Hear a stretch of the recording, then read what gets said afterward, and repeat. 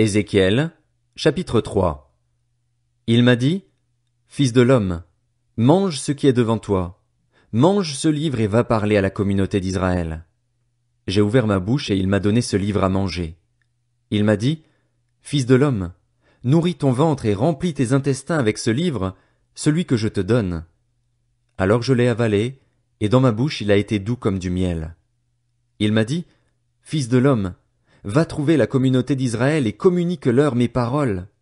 En effet, ce n'est pas vers un peuple dont le langage est obscur et la langue est difficile que tu es envoyé, c'est vers la communauté d'Israël. Non, ce n'est pas vers de nombreux peuples dont le langage est obscur et la langue difficile, dont tu ne comprends pas les paroles. Si je t'envoyais vers eux, ils t'écouteraient. Mais la communauté d'Israël ne voudra pas t'écouter parce qu'elle ne veut pas m'écouter. En effet, toute la communauté d'Israël a le front dur et le cœur endurci. Cependant, j'ai endurci ton visage pour résister à leur visage, et ton front pour résister à leur front. J'ai rendu ton front aussi dur qu'un diamant, plus dur que la pierre. Tu n'auras pas peur d'eux, et tu ne te laisseras pas effrayer par eux, même si c'est une communauté de rebelles. Il m'a dit, Fils de l'homme, que ton cœur accepte et que tes oreilles écoutent toutes les paroles que je te dirai. Va trouver les exilés, les membres de ton peuple. Tu leur parleras et, qu'ils écoutent ou qu'ils n'écoutent pas, tu leur diras, Voici ce que dit le Seigneur, l'Éternel. Puis l'Esprit m'a enlevé et j'ai entendu derrière moi le bruit d'une grande exclamation. Béni soit la gloire de l'Éternel qui se manifeste depuis l'endroit où il réside. J'ai entendu le bruit des ailes des êtres vivants qui se touchaient l'une l'autre, le bruit des roues auprès d'eux et le bruit de cette grande exclamation. L'Esprit m'a donc enlevé et m'a emporté. Je suis parti, amer et furieux, tandis que la main de l'Éternel agissait sur moi avec puissance.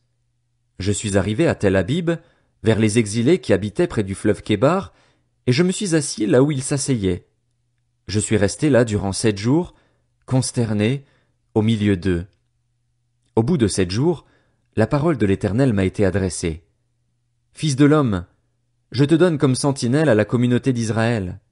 Tu écouteras la parole qui sort de ma bouche et tu les avertiras de ma part. Quand je dirai aux méchants, tu vas mourir, c'est certain. Si tu ne l'avertis pas, si tu ne parles pas pour avertir le méchant afin qu'il renonce à sa mauvaise conduite et reste en vie, ce méchant mourra à cause de sa faute, mais je te réclamerai son sang. Si au contraire tu avertis le méchant et qu'il ne renonce pas à sa méchanceté ni à sa mauvaise conduite, il mourra à cause de sa faute, mais toi, tu auras délivré ton âme. Si un juste renonce à sa justice et commet l'injustice, je mettrai un piège devant lui et il mourra.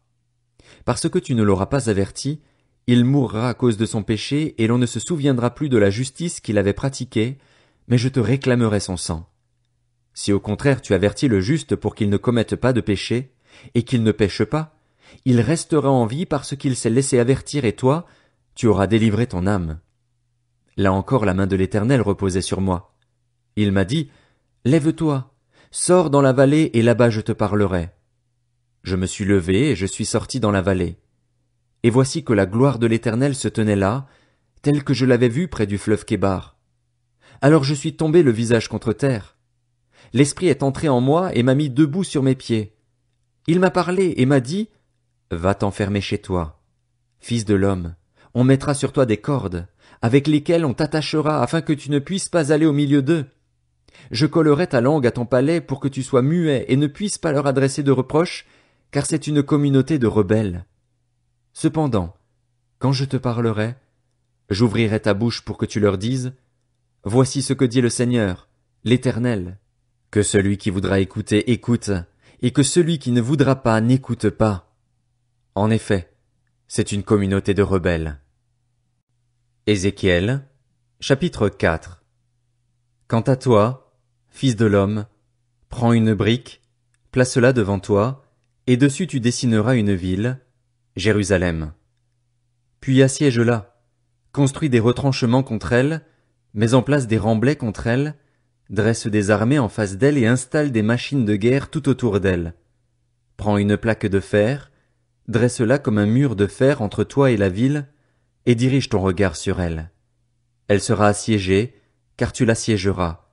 Ce sera un signe pour la communauté d'Israël.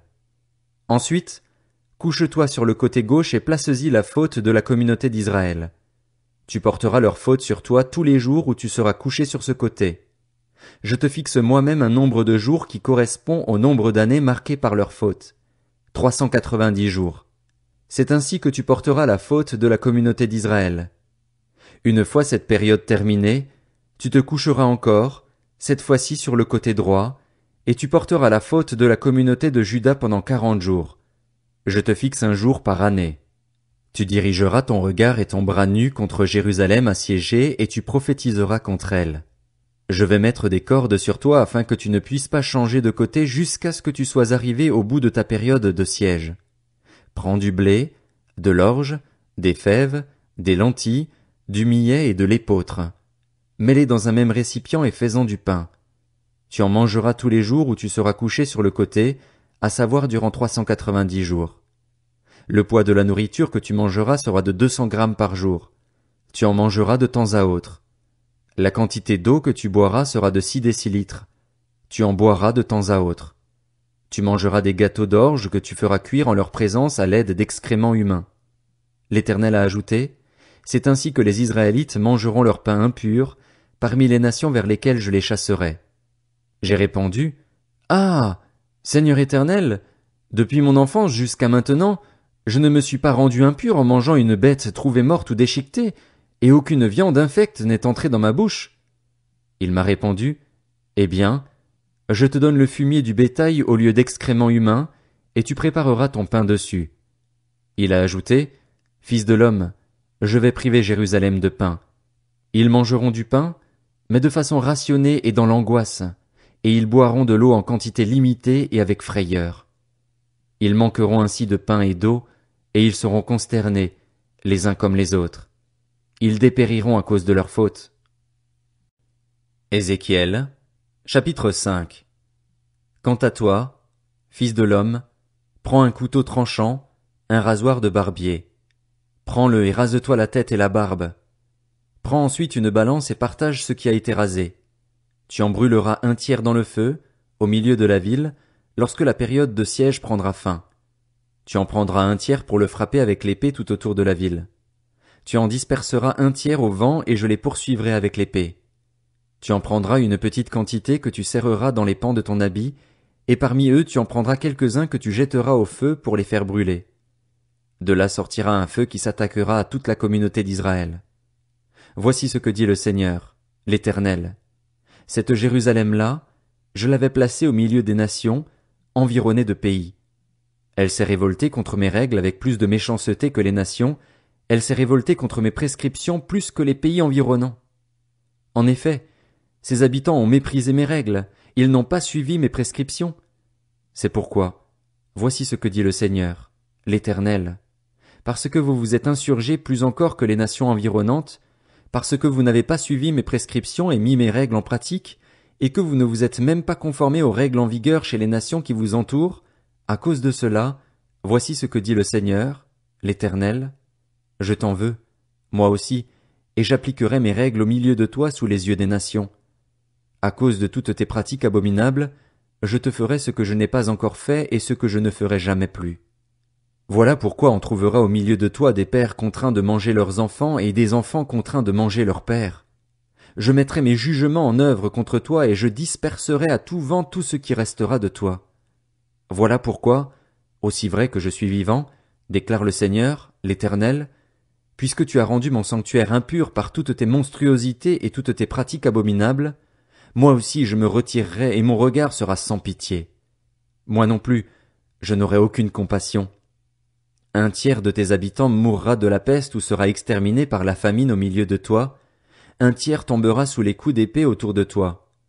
Enfin j'en disperserai un tiers à tout vent et je les poursuivrai avec l'épée. J'irai jusqu'au bout de ma colère, je ferai reposer ma fureur sur eux et j'obtiendrai réparation.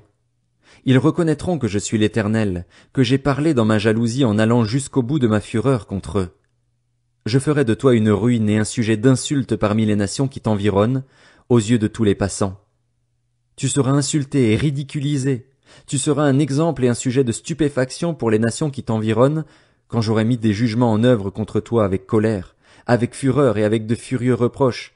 C'est moi, l'Éternel, qui parle, quand j'aurai lancé sur vous les flèches funestes et destructrices de la famine, celles que j'enverrai pour vous détruire. J'augmenterai la rigueur de la famine qui pèsera sur vous et je vous priverai de pain.